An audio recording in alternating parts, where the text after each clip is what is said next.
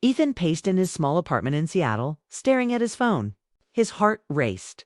He had promised himself he would not let things spiral again, but here he was, texting Sarah late at night. He loved her. He was sure of it. But something in his life felt incomplete. Earlier that day, Sarah had invited him to her mom's house for dinner. Her mother, Margaret, was warming and polite but reserved, a woman in her mid-50s with sharp eyes and a gentle manner. Ethan had always tried to make a good impression. Tonight, he walked into that house carrying a dessert, trying to appear confident, but inside he felt restless. Dinner started well. Margaret asked questions about Ethan's work, his plans, his dreams. Sarah smiled at him, squeezing his hand under the table. They joked about childhood memories, old trips Sarah remembered playing with her mother. The warm lighting, the delicate clinking of plates and glasses, everything felt ordinary, safe, comfortable. After dinner, Margaret suggested they all sit in the living room and have coffee. Sarah fetched mugs, and Ethan watched Margaret move with quiet grace. The lamp cast soft pools of light across her face. There was a moment, just a beat, when Ethan's eyes met Margaret's. She looked at him as though she saw something hidden, something he had been trying to hide even from himself. They talked about books, films, regrets, and hopes late into the evening. Sarah leaned in, sharing a laugh. Ethan felt a tension he had never expected, a sense that Margaret wasn't just playing the role of the host. She was watching him, studying him. Later, Sarah excused herself to fetch dessert from the kitchen. Ethan sat on the couch next to Margaret, and for once, the silence between them was heavy, not awkward, but full of unspoken thoughts. He wanted to ask questions. Why was she looking at him that way? What was shifting in the air? Margaret spoke first. Her voice was soft, steady. "You're different from the men I expected," she said. "You have something deeper." Ethan's heart thudded. He wasn't sure how to respond. He swallowed. "Sarah says good things about you," Margaret continued. Her gaze lingered. In that moment, Ethan felt the line between respect and something more blur. He knew the danger of thinking too much, feeling too much. He told himself to stay grounded.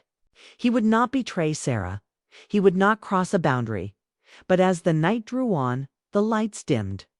Sarah returned, carrying the dessert. Ethan noticed how the shadows danced across Margaret's face, how her eyes held a longing. He looked at Sarah, then back at Margaret, and sensed something shifting. Something unspoken waiting to happen. Margaret stood. Walking over to adjust a pillow for Sarah, she passed close enough that Ethan could feel her presence, and for a moment, their world narrowed. Just him, her, and the quiet room between them. He felt pulled, torn, and alive in a way he had almost forgotten. Sarah asked Ethan to pass dessert. He reached across Margaret's armrest, his hand hovering. Their fingers brushed lightly. The contact was tiny, almost accidental, but the weight of it settled on him. Margaret's eyes flicked up, acknowledging that touch, holding it just a moment longer than expected. Sarah laughed at something breaking the tension. Ethan exhaled, feeling the night shift around him. He looked at Margaret with something like regret and fascination. She gave a small, sad smile, then turned away to speak to Sarah.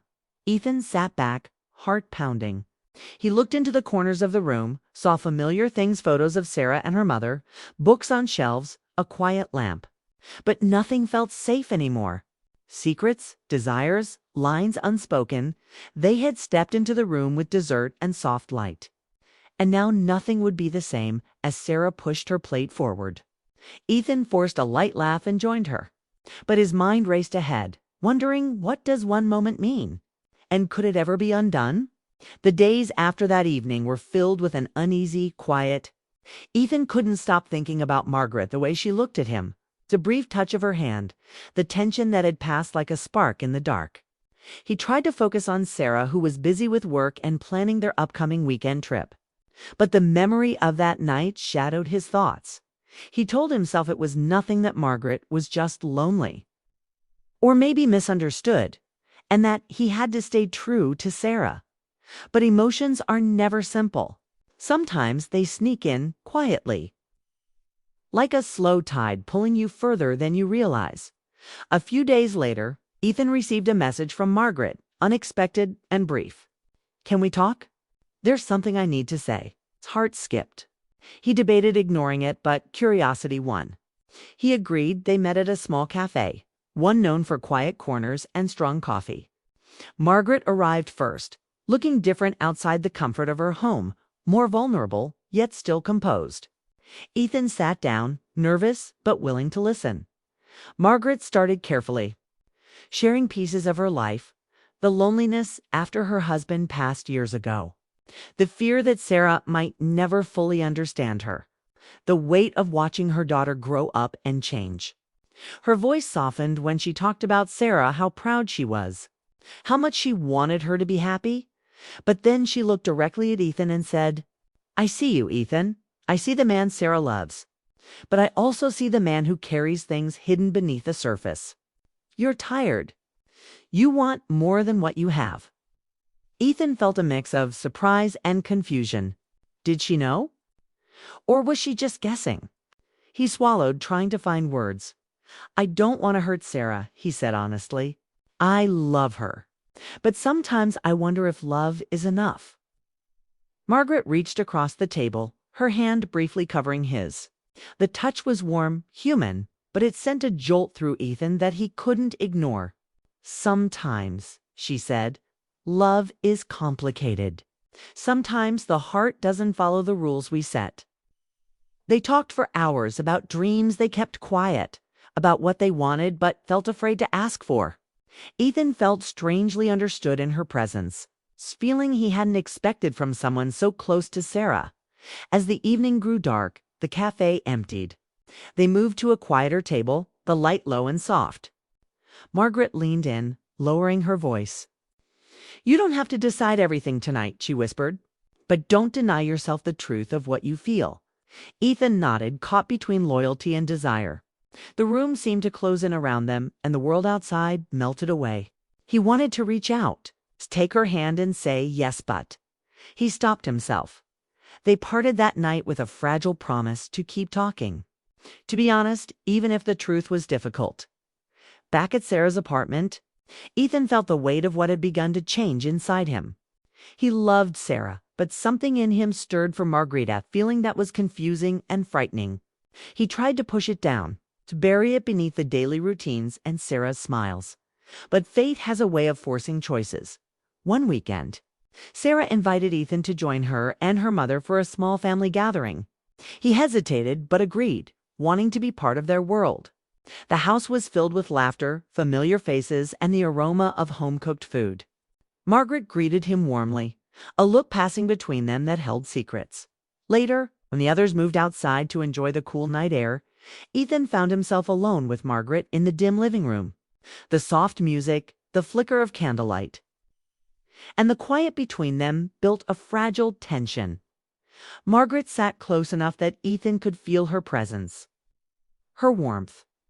She looked at him with something unspoken in her eyes, a mix of sadness and longing. "Ethan," she said softly, "we are walking a dangerous path." He nodded, unable to speak. The room held its breath. Suddenly, the lights went out. The house plunged into darkness. In the silence, something shifted. Margaret moved closer. Her hand brushed Ethan's arm, a light, almost accidental touch, but filled with meaning. He turned toward her, heart pounding. And then, without warning, her lips met his in a quick, gentle kiss. The moment was brief, electric, and filled with everything they hadn't said. When the lights flickered back on, both of them pulled away, faces flushed, eyes wide with shock. They looked at each other, realizing the line they had just crossed. "What have we done?" Ethan whispered, the question hanging between them like a fragile glass ready to shatter. Margaret shook her head, a mix of regret and longing in her eyes. "I don't know," she said quietly, "but I know this isn't over." Ethan left that night with a storm inside him, love, guilt, confusion, and a deep sense of longing he hadn't expected. He knew the weekend ahead would bring answers, but also risks. And so the forbidden had begun not with anger or betrayal, but with a single kiss in the dark. The days following the kiss in the dark were a whirlwind for Ethan. His mind raced with conflicting emotions: love, guilt, confusion, and an undeniable pull toward Margaret that he couldn't easily explain or ignore. Each morning he woke up hoping the moment had been a dream, yet the memory was vivid and real, lingering like a shadow over everything. He tried to focus on Sarah. She was kind and loving, the woman he had chosen to build a future with, but the ease that once came naturally between them was slipping away. Conversations felt strained. Smiles became forced. Sarah noticed it too. One evening, she asked gently, "Ethan, is something wrong? You seem distant." He wanted to be honest, but the truth was too tangled and painful. How could he explain the kiss that felt like a betrayal and yet somehow a revelation? So he said nothing and smiled weakly, pretending everything was fine. Meanwhile, Margaret was not the same woman Ethan had known. She reached out more often, sending texts filled with care and subtle warmth. Sometimes she would invite him for coffee or a walk. Moments where their conversations deepened and the walls they'd built around their feelings weakened. Ethan wanted to resist, but every meeting drew him closer, and he began to realize that his heart was in more danger than he had imagined. One rainy afternoon, Ethan found himself at Margaret's house again. They sat together in the living room, watching the rain trail down the window. The silence between them was comfortable but heavy. Margaret broke it softly. "Ethan, I know this is hard. I don't want to cause pain to Sarah, but I can't ignore what I feel."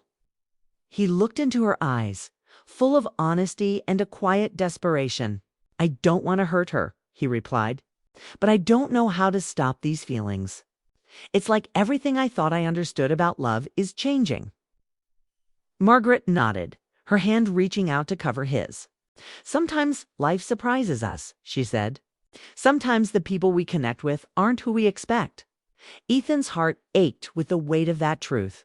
He knew they were standing at a crossroads, and every step forward or back would change their lives forever. Days later, Sarah's suspicions grew. She noticed the subtle changes, the lingering glances, the faint tension whenever Margaret was mentioned.